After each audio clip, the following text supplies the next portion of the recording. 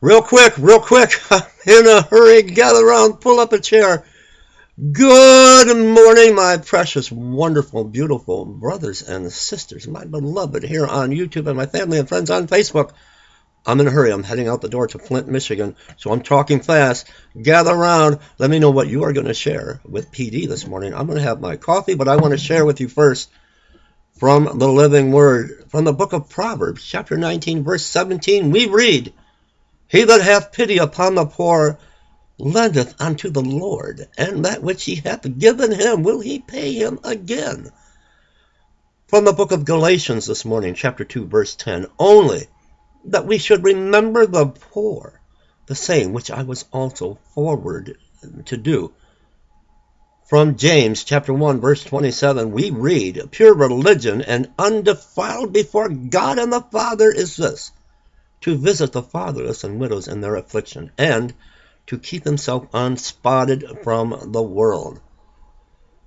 From the book of Proverbs, chapter 22, verse 9, "He that hath a bountiful eye shall be blessed, for he giveth of his bread to the poor." I've been up early this morning. I uploaded a few videos. Go to my channel.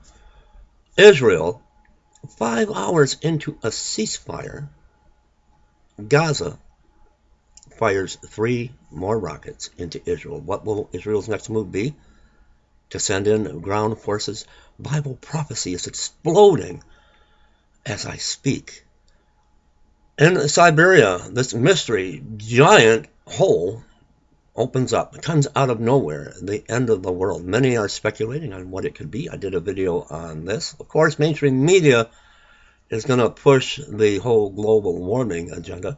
But watch the video. I got an iPhone, and I just happened to ask Siri if she knew what it could be. Watch. "When is opening gates of Hades?" Opening gates of Hades is on Sunday, July 27, 2014. I don't know. Ministry announcements for yesterday. My phone is going off. The wife is now trying to get a hold of me. I've got to get going. For yesterday, July 16th, 2014, no offerings have come into the ministry and none so far this morning. But I did receive from Rachel Kim boxes and boxes of much needed food to distribute to the homeless. Keep this ministry lifted up in prayer. I want to take you now to a very, very sad article. I did videos this morning on Grand Rapids, Michigan, where now a homeless person, Michigan is under attack. They are attacking the homeless and rounding up the homeless in Michigan. Keep this ministry lifted up in prayer. If there is a homeless person in Grand Rapids, Michigan, they're skirting around a judge's order and they are rounding them up and arresting them. Here's the latest report on the plight of the homeless. Keep me in this ministry, our ministry, lifted up in prayer. Let me share this video with you. I love you. God bless you. If you would, everyone at the sound of my voice, keep our ministry to the homeless lifted up in prayer. Here's something I found early this morning.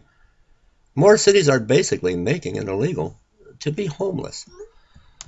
Washington, since the Great Recession, many American cities have sought to eradicate homelessness not so much by giving people shelter, but by making it illegal to be homeless. Citywide bans on things that homeless people need to do to survive are on the rise, according to a new report by the National Law Center on Homelessness and Poverty. Key findings from the center's survey of 187 U.S. cities show that since 2011, citywide bans on camping in public have increased by 60%. Right here in Michigan, in Ann Arbor, they came in with bulldozers and destroyed the homeless camps. Citywide bans on begging have increased by 25%. They're rounding up the homeless in Grand Rapids, Michigan, and arresting them for begging on the corner, carrying a cardboard sign. Citywide bans on loitering, loafing, and vagrancy have increased by 35%. Citywide bans on sitting or lying down in particular public places have increased by 43%. Bans on sleeping in vehicles have increased by 119%. You know how many homeless families are living in their vehicles? There is a severe shortage of affordable housing and a lack of emergency shelter options in our communities, leaving homeless people with no choice but to perform basic acts of survival in public places, Law Center Director Maria Mascarenhas said in a press release. Despite a lack of any available alternatives, more cities are choosing to turn the necessary conduct of homeless people into criminal activity. There's more to this article. I'll put the link to this for all of you below. Try not to get emotional here. I'll be back. I'll be right back. Thanks for watching, and remember, this is the day that the Lord has made. Let you and I make a difference today. Let's rejoice and be exceedingly glad in it. If you feel led by the Ruach HaKodesh, the Holy Spirit, to give to our homeless ministry, the link will be below. I love you.